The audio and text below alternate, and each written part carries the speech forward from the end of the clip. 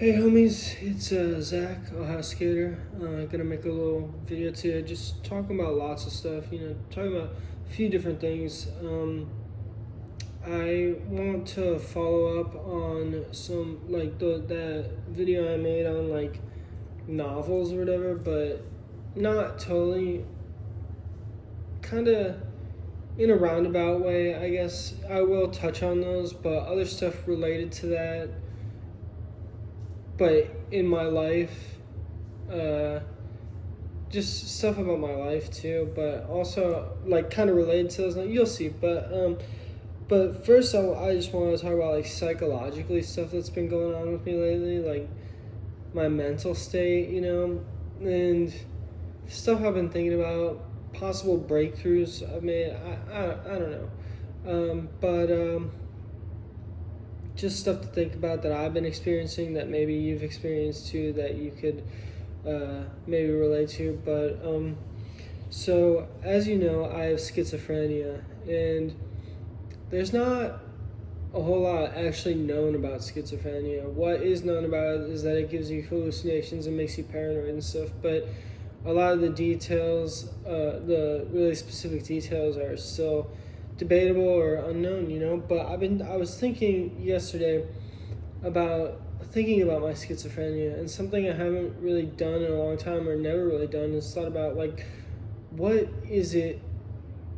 What are the ways that schizophrenia actually affects me? Like, how, what in my brain, the way I think, or the way things, or the reasons I do certain things, or like, how is it related to my schizophrenia? Like, how are those connected? And because I don't really think about it, like, it's just a fact that I have schizophrenia, but I don't really think about what that really means and how that makes me different, or how that makes me, or how that may hinder me in certain ways. I don't really think about it. It's just because I take medicine for it, and a lot of times in my mind, the medicine takes care of everything, but there are still things the medicine doesn't take care of, and because I don't get hallucinations anymore, and that's the best part about it, because that's the worst part about schizophrenia, and that's the most debilitating part. But there's still ways it affects me, and I was really thinking about it, like, what are the ways that it still affects me and my thinking and stuff like that. So I notice a lot of times I'm just like really on edge, not paranoid, just on edge, like anxious, like, and like, it's because I think schizophrenia makes my brain like overstimulated, because like sensory overload, because it makes me like hyper vigilant, like I'm paying attention really closely and analyzing every single thing around me, and every single thing that happens, and every single thing I say, and all of my movements, and I'm just paying so close attention to everything that it just makes me tired. It makes me exhausted, and it makes me anxious, because I realize I don't need to always pay so close attention to things that don't matter, or that I shouldn't care about, or that are unnecessary to pay attention to, but I do pay close attention to those things all the time. I'm constantly like examining things, you know what I'm saying? And it makes me tired, like hypervigilance, and like just in because I think so deeply about everything. It's like I see one thing, just someone walking, and I think about like that person, you know what I'm saying?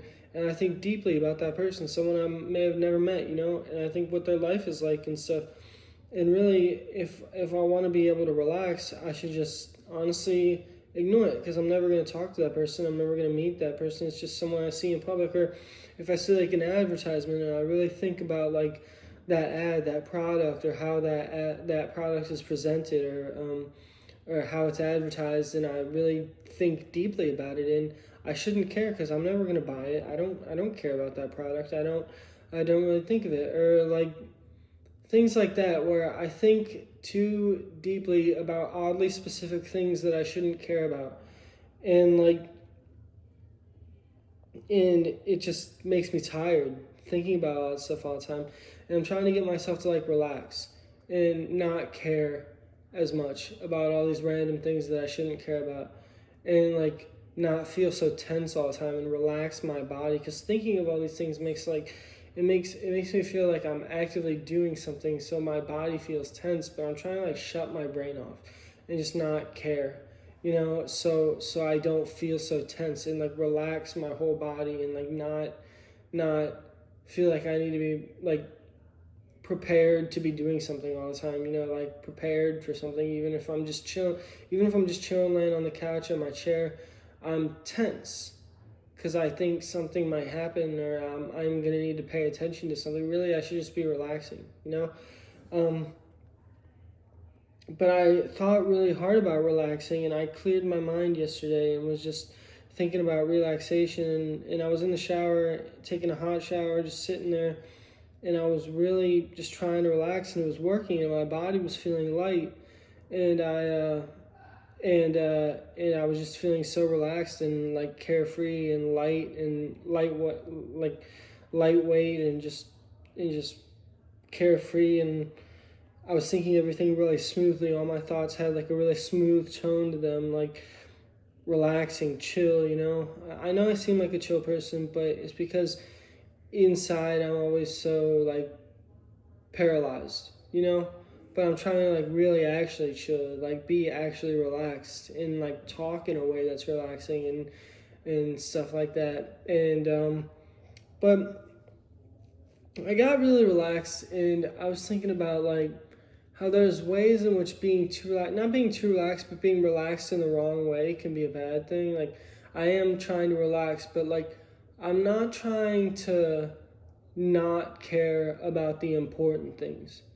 I'm trying to care about things I enjoy and care about things that are important, which I should still care about and think about, but not care about all the specific little random stuff that I don't need to care about.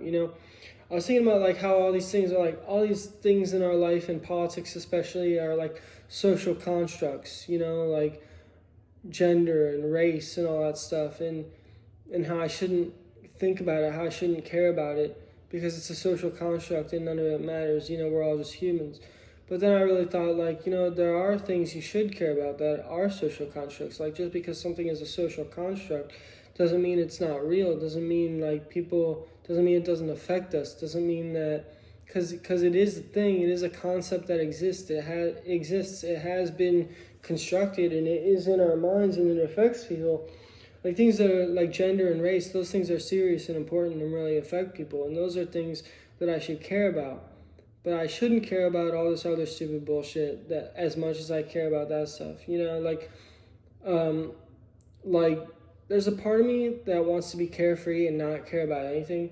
And there's another part of me that still wants to care about things, but I still want to be carefree, but I want to care about the right things, and only think of things that I should be thinking about, and not all this random bullshit, or things I enjoy, things that are important, and things I enjoy, So, I'm kind of tugged in different directions of like not caring, but then I don't care about important things, and then caring about important things, but also remembering not to care about all the bullshit and random things that aren't important, It's hard, but I have been getting myself to relax more the last couple of days, and it feels nice. So, but yeah, anyway, things I enjoy, things I care about. I wanted to talk about so I know I've mentioned in the past before that in one of my videos, a long time ago, in some more videos recently, I've kind of alluded to it, how I do want to live in out west, in the American West. When I say like the West, I don't mean like the Western countries, like Western Europe and all of America and Canada and shit like that. I'm talking about like the American West, the West of the United States of America, and the frontier, I guess what used to be the frontier or whatever. I love it out there. I've been out there, and I've been to Colorado, Utah, Wyoming, Montana, Arizona, Nevada, California, specific national parks, Yosemite, Grand Canyon, Grand Tetons, Yellowstone, ski resorts, Breckenridge, Steamboat, Keystone, Copper, Park City. I said Yellowstone and Keystone. I think those both have stone in them, so I want to make sure I didn't say one of them twice. I went to Yellowstone National Park and Keystone Ski Resort. Like the first group of things were national parks, the second group of things were ski resorts. And I love it out there. And a lot of people move out there because it's like liberal and because a lot of them are blue states. And that was originally me. Like I wanted to move out there after going out there, but I want to live out there not so much for liberal reasons, but for more like hippie reasons. Because I picture everyone out there being like carefree hippies. But I have been to certain places there. Like I went to San Francisco, and I had a great time. It was awesome. But I was thinking like, oh, this is like where all the hippies used to live. Like this is where all people were tripping acid and like making awesome rock and roll music and all this hippie stuff, and people were carefree. But that was back in the day, and it's changed a lot. And in those big cities on the coast, like in San Francisco, all the tech bros moved in, and the housing prices skyrocketed. And now they're all like elitists, but they have a lot of homeless people. They're like elitists, but they also have a lot of homeless people because the tech bros raised all the rents and stuff like that. And it's just a mess, and it's not really hippie anymore. It's more like gentrified. It's more like elite. It's more like elite and gentrified and consumerist, And I'm glad I went out there and saw that, because I don't really want to live in places like that anymore. I do want to live out west, but, I think I'm not a liberal. I'm an anarchist, but I don't care about liberalism or Democrats or anything. I vote for mostly Democrats, but I mostly don't care about any of that stuff. I think a lot of those people who aren't really leftists and are just like liberals and normal Democrats, a lot of them are just snobs and hypocrites, And I don't want to deal with that. And they'll act like they care about poor people, but they're the richest people and they really don't care that much. And I mean, in those cities have the most homelessness, so they obviously don't care that much. And I'm from Ohio, and they look down on people from Ohio and the Midwest and stuff like that, and like we're flyover country and stuff like that. And I don't want to deal with those type of people. Like at first, I wanted to move to like Portland or Seattle, but I thought about it. It's probably filled with like snobs like that and stuff, like people like that. I know there's a lot of leftists there that do a lot of activism, but even then, the leftists are probably like those really exclusivist leftists that are just strictly Marxists, and they cause a lot of riots. And I go to protests, and I don't really want to be in all these riots because they're dangerous. Like I've heard so many stories about people dying in riots and stuff like that, and they don't discriminate. It could be someone who supports the cause and they end up dying from an accident. It's just dangerous. Like I like protesting, but I want to protest like peacefully and chill and just like, because I don't like violence. I don't think socialism will be achieved through like voting or the ballot box. But also, I don't like violence, and I think there's like different ways to do things other than voting and other than violence, like dual power and counter economics and stuff like that. And that's what I'm about, really. And plus, those places are so expensive, such expensive places to live. And me, I'm an anarchist and I'm a socialist, but I'm a market anarchist. And a lot of times, a lot of people who are nicer to me are like the right-wing libertarians who share belief in markets, who are anarchists and believe in markets, and I'm an anarchist that believes in markets, but I'm a socialist, they're a capitalist. But sometimes I get along with those people better than I get along with like Marxist-Leninists or even anarcho-communists. I've talked about this before, So at first I wanted to live in like Portland or Seattle, but I just think it's probably filled with places like that, with people like that. And plus there's another side to it where it's got all these liberals that are just super probably workaholics and just hard asses, not hard asses in the way that's like conservative, but like don't really care about you know what I'm saying? Don't really give a fuck, don't really want to actually be friends or anything. Like I'm trying to meet like down to earth people, like people who really care about other people and people who are really nice, actually nice, not just nice in a fake way, but nice where you can have a good conversation and they care about how your life is, and you can do fun things with them other than like party. You don't need to just party all the time. You could go on a hike with them or something. Like it doesn't need to be all like, oh, this is all the drugs I do, or oh, let's go get wasted. I don't care about all that stuff anymore. I've been through that, and it caused me all these problems, and I'm just trying to chill. Like I said, I'm trying to relax, I'm trying to relax, So, so then I thought of other places like smaller cities, more inland, because I don't really care about the ocean, I want to be like near the mountains and like some lakes and some forests and stuff, but I don't care about the ocean or the beach or anything like that. So, so I thought about like Spokane, Washington, because that's a more chill city than Seattle. It's more conservative, but like I said, I don't give a fuck about liberal versus conservative, Democrat versus Republican. And wherever you go, there will be socialists. Wherever you go, there will be any type of person. So I'm just trying to go to a place that's an affordable place to live, and where the people are more chill, more protests are peaceful, and where people are maybe more libertarian, So I thought about like Spokane. It's not as expensive to live in Spokane as it is in Seattle, and it seems more chill. I also thought about Reno, but that's Nevada, and it's like a gambling place, and they got all these casinos. It's like Vegas, but it's not as big and flashy as Vegas, but it's still Nevada, It's Reno, and it's still probably a crazy place, but it is more chill and more affordable than like Vegas, But I did think about Reno.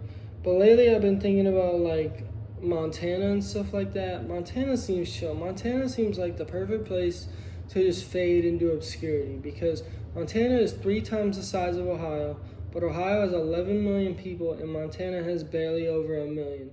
And I don't want to be in a super crowded place anymore. I used to want to live in a big city, but that shit's too fast paced for me. I want to live where things are chill. I still would probably live in the biggest city in Montana, but the biggest city in Montana is smaller than Akron. Billings, Montana. I would live in Billings, Montana. Rent is affordable. It's close to nature. It doesn't have as many crazy people as the places right on the coast. And it just seems relaxed, and like people are chill and probably more libertarian, So I've been thinking of ways I could move out to Billings. I'd like to move to Billings.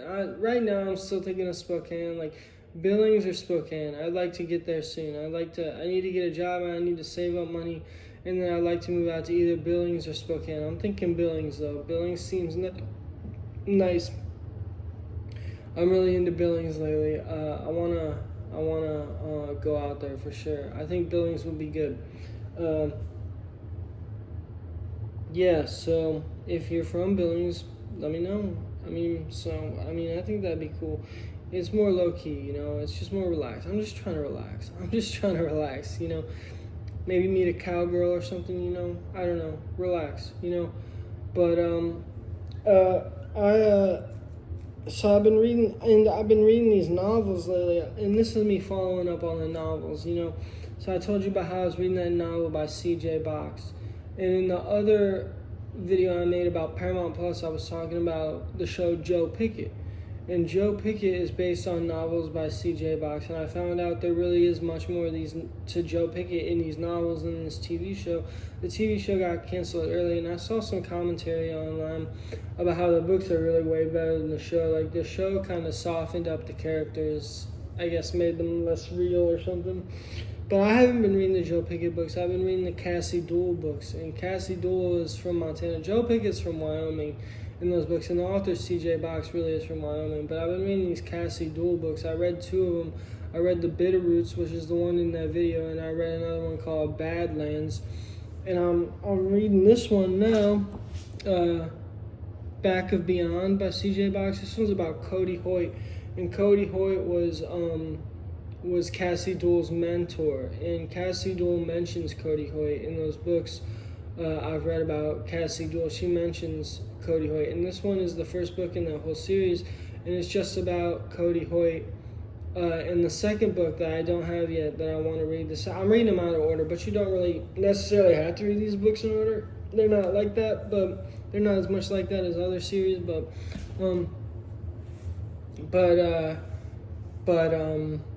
yeah, the second book, which I want to get, is about Cody Hoyt and Cassie Duell together. And the first book is about Cody Hoyt. The second book is about Cody Hoyt and Cassie Duell together, and the rest of the books are about Cassie Duell. I read 2 of the books that are just about Cassie Duell, and now I'm reading the one that's just about Cody Hoyt. But Cassie Duell's a good character, and so is Cody Hoyt. They're both great characters. And it takes place out west, and I love that. You know, I love hearing about life out there. You know, it seems cool. You know, yeah. So those books are really good, and I've been reading them, and it's just making me want to get out there more. You know, I mean, get out to the west more. You know, it seems cool, and that's the type of west I want to live in these days. Is a more chill cowboy west. You know, like, but still in like a city. And it talks about how there's still like hipsters and shit that live there. I mean, it makes fun of them, but you know what I'm saying? That everyone exists everywhere. Every type of person exists everywhere. And I really like the outdoors. I wanna be more. I love hiking, you know that, and I wanna hike in new places and have an adventure, you know, and go and see amazing things and stuff like that. And I'm getting that through C.J. Box novels right now, but soon I'll be out there, hopefully, in the next few years, hopefully next year, but we'll see. And then I might have to change the name of this channel because I'm Ohio Skater. Maybe I'll still be Ohio Skater, rep Ohio out there, but I won't be living in Ohio anymore. I won't truly be Ohio Skater anymore, but it'll be for the best. I just want to experience something new and have an adventure, you know what I'm saying? So, anyway, the last part of the video, I'm going to talk about the other kind of books that I showed in that first video about novels, like the Star Wars book. I showed you I was reading that Star Wars book, and I got some more Star Wars books. Like, Star Wars is dope. I think Star Wars is sick. Like, I mean, so growing up, I watched Star Wars a lot, like the originals and the prequels. And say what you want about the prequels, I liked them. I was a little fucking kid, you know. I wasn't a movie critic when I was like 3 to 5 years old, like 3 to 6 years old. Like, I wasn't a serious movie critic, so I liked them, and I still like them because I have fond memories of watching them. But nothing beats the originals. The first trilogy from the 70s and 80s, which my parents showed me when I was really young too. We had VHS tapes, you know, and of those movies, and I would watch them all the time. And yeah, and so I always knew there were a lot of Star Wars novels, and I always wanted to check them out because I love the stories of the movies, and I figured the stories of the books would be just as good. And there's a lot of books, so maybe that I could just be always in the Star Wars universe, not just the movies, because there's not nearly as many movies as there are books. So I could just always be thinking about Star Wars and reading about Star Wars and engaged with the Star Wars universe. There's so much books out there that you can be a Star Wars fan for life with the books. You know, you don't have to just watch the movies from time to time. They're making a lot more movies now, and they got the shows, but I don't have Disney Plus. But I wish I had Disney Plus. Maybe in the future I'll get Disney Plus and watch those shows. But the books are good. But I did go out and buy the new trilogy recently. I hadn't watched the new trilogy as much as I watched the older trilogies. I mean, it's newer, so I haven't had as much time to watch them. And I wasn't as into Star Wars as recently as I was when I was a kid, but I'm getting back into it. And I watched the new trilogy again, and I watched Rogue One, which is like a separate new movie, but not part of the new trilogy, but a separate new Star Wars movie. I saw Solo in theaters a while ago, and I still haven't bought that one, but I bought the new trilogy and Rogue One, and I watched all those movies. And I think they're good. You know, people on Discord I was talking to were hating on them, like the new movies suck. I still think they're good, you know. I like them, you know. I thought they were good. I'm not really a harsh movie critic. I like to analyze movies, and I like to get into them, pay attention to them, but I don't really bash movies. I think any movie I watch is pretty good, honestly. I think I'm good at picking movies to watch that I think I would like, and then I like them. I don't watch many movies I think are bad. I think there's a lot of movies I would think that are bad, but I don't even end up watching them in the first place because I know I wouldn't like them, you know. But Star Wars is good. Even the new ones, I think they're sick. You know, props to the new Star Wars actors and creators keeping the legacy going. Those are sick. And but I read 2 Star Wars novels recently. So I read that Black Spire novel that I was talking about that I showed you in that video. But I got another one and read it, and it's called Acolyte Wayseeker. And I guess there's a Star Wars show called Acolyte on Disney Plus, a new Star Wars show. This Wayseeker novel takes place before the show, but it's about a Jedi who is like a Wayseeker, and a Wayseeker is like a Jedi that just goes around the galaxy and helps in any way they can, like goes to different places and tries to help with whatever they can help with. And this Jedi is a Wayseeker, and she meets another Jedi who's like a Jedi archivist, like worked in the Jedi archives and just studied the galaxy and studied Jedi stuff. He didn't see a lot of action after this like accident that happened on one mission she was on, and she was like, I guess, traumatized by it. But she goes out and they go on a mission, and it's great, it's a really good story. And that Black Spire one, the Black Spire novel, isn't about Jedi. It's about a Resistance spy that has to set up a new base on Batuu near the Black Spire outpost. And I think the way they describe Batuu, it seems like such a nice place. Seems like such a beautiful place. A place I would like to go if it existed and if I had a spaceship, it's really cool. It's got space gangsters in the First Order comes there, and some shit goes down. They gotta get rid of the First Order, make them leave the planet, and it's got this guy who's a former First Order guy, but now he's not really in the Resistance, but the Resistance makes him like do stuff, but he still doesn't like the First Order now, but he's sketchy about the Resistance, but he helps this spy, and it's just good. It's kind of wholesome too, it's Star Wars stuff is kind of wholesome, and it gives me a good feeling, it makes me happy. But I got a couple new Star Wars, but that's not the only new CJ Box novel I got. So I told you the CJ Box novels. I read Badlands. I read The Bitterroots and I read Badlands, but I got this one, Back and Beyond, and I got another one. I forget the name of it, but I haven't started reading that one yet. But that's beside the point. So I got 2 new Star Wars books. Every time I go to the bookstore now, I buy Star Wars books. I buy a Star Wars book and a CJ Box book. Those are the 2 types of books I've been buying now because I love them both. But I brought these 2 Star Wars books with me over to my parents' house. This one, Dark Disciple, I haven't read any of it yet. Sort of waiting to get into it, but this is more like a Clone Wars novel. But it's got Jedi, Jedi action, It's got this one dude who is a former Sith, but he turns Jedi.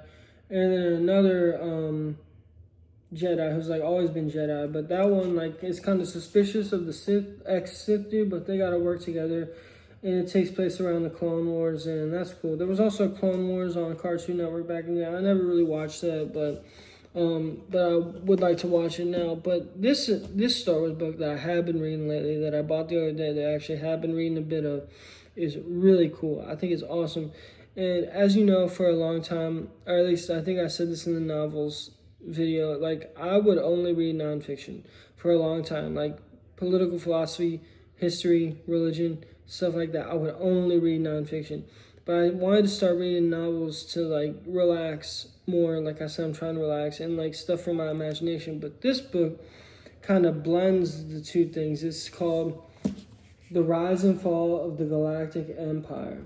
And this book is sick because it's like a history book, but it's a history of a fictional universe. Like, it's like if we lived in the Star Wars universe and this was a history book that existed in that universe, and you read this in there to learn about like real history if you lived in Star Wars, so this is like the legit history of the Empire as if like it was real, as if we lived in Star Wars. It's like a history book. It's like a nonfiction.